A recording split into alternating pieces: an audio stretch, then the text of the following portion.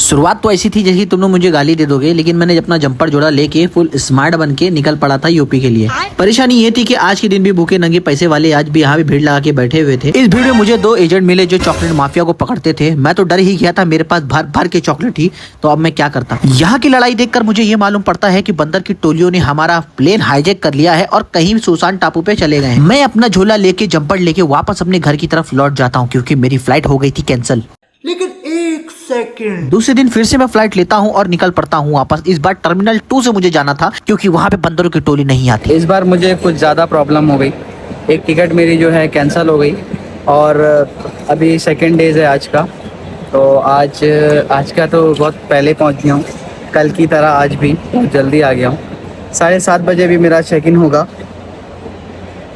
और मैं 6 बजे आज आ गया हूँ, सुबह के 6 बजे। और कौन कहता है कि दुनिया सोती है? दुनिया बहुत पहले से जागती है, कोई सोता नहीं है। ये मुंबई है मेरी जान। तो फिलहाल तो अभी बैठते हैं 1 घंटा, फिर उसके बाद फटाफट जाते हैं, फिर देखते हैं आगे का क्या सफ़र रहेगा। बोर्डिंग पास मिलते ही मैं निकल गया अपने उड़न खटोले के लिए। वहाँ पे मुझे भिखारी करने की पूरी कोशिश की जा रही थी। हर जगह खाने और पीने और ठूसने और यही सब की दुकानें भी थी। बंदरों ने भी इस कार को हाईजैक करके यहाँ पे पार्क कर दिया गया था और यही नहीं, एक कार और थी जो वहाँ पे पार्क की हुई थी। बंदरों से डरता हुआ मैं अपनी प्लेन तक पहुँच गया जहाँ मुझे दूर से मेरी प्लेन नजर आ रही थी। अंदर जाते ही मेरी गांड फटी हुई थी क्योंकि बंदर लोग कहीं ऐसा ना हो कि आज भी हाईजैक कर ले। लेकिन मैं वहाँ जाते साथ प्लेन को चेक करने लगा। अंदर जाते मैंने पहले बाथरूम चेक किया, कहीं बंदर की टोली वहाँ पे नहा तो नहीं रही है। झाड़ भर का सुकून मिलने के बाद मेरे सामने आ जाता है मेरा खाना, जो मैं खाते ही पहुंच जाता हूँ वाराणसी।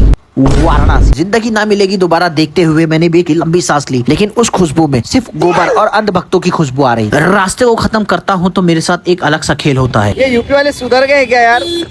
मतलब वो बंदा मेरे से पैसा ही नहीं लिया भाई, पता नहीं क्यों।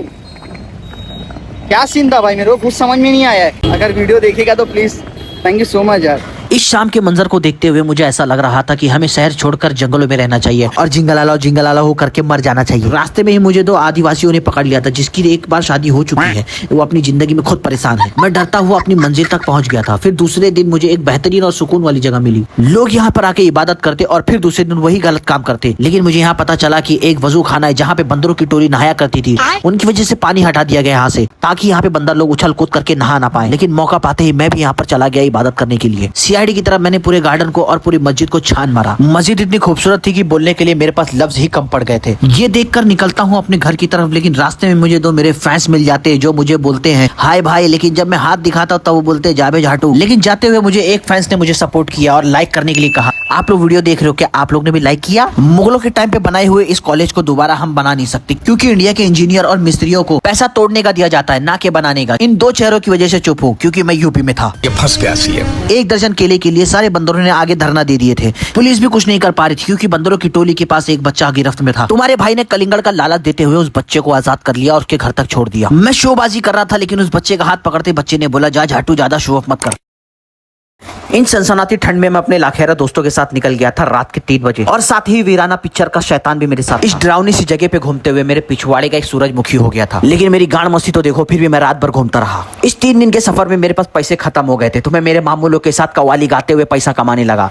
इस महफिल में चोर चमार पाकिट मार कई लोग शामिल थे। इन सबकी बीवियों को बंदर की टोलियां उठा ली गई थी जंगल में। उसी की खुशी में ये सारी रात ये लोग नाचते रहे और सारी रात झूमते रहे। ये सारे चोर चमार पाकिट मार के जेब से सिर्फ 40 रुपया निकलता है, जिसके लिए मुझे सारी रात ये लोग नचाते हैं। 40 रुपया कलेक्ट करने के बाद मैं निकल जाता हूँ अपनी अगली सफर के लिए। वीराना पिक्चर के शैतान ने मुझे पूरा गाँव घुमाया और मुझे हर एक चीज के बारे में बताया और 4 डायनासोर के बारे में बताया जो मैंने अपनी आंखों से देखा। यही देखते देखते मुझे एक आग का गोला नजर आता है, जिससे मुझे मालूम पड़ता है कि पूरे गाँव को रोशनी यहीं से मिल रही थी। फिर मेरी मुलाकात एक भाई से होती जिनका नाम आसिफ था और उनकी टोलियों से मैं मिलता हूँ। मालूम पड़ता है कि ये लोग बंदरों को भगाने के लिए एकदम माहिर थे। ये सब जानकारी इकट्ठा हुए मुझे टाइम हो चुका था। अब मुझे वक्त आ गया था मेरा निकलने का। मैं लोगों से मिलता हूँ और सबसे पहले मैं आपको मिलाता हूँ इस इंसान से। ये थे हमारे घर के सबसे बड़े मामू, जिससे हम ही नहीं बंदरों की टोलियां भी डरती थी। इनका नाम चप्पे चप्पे नहीं, जंगल जंगल में, पर पेड़ पेड़ पे, और कई बंदरों के दिल में इनका दहशत बैठा हुआ था। यहाँ से निकलते ही मेरे को 4 लवंडे मुझे छोड़ने के लिए जाते। इन चारों को कभी हल्के मत लेना क्योंकि इन चारों के अंदर कुछ और नजर आता है। मुझे नहीं पता था मैं इतना खूबसूरत लगता हूँ। क्या बोलती है तू? क्या मुस्कुराहट है।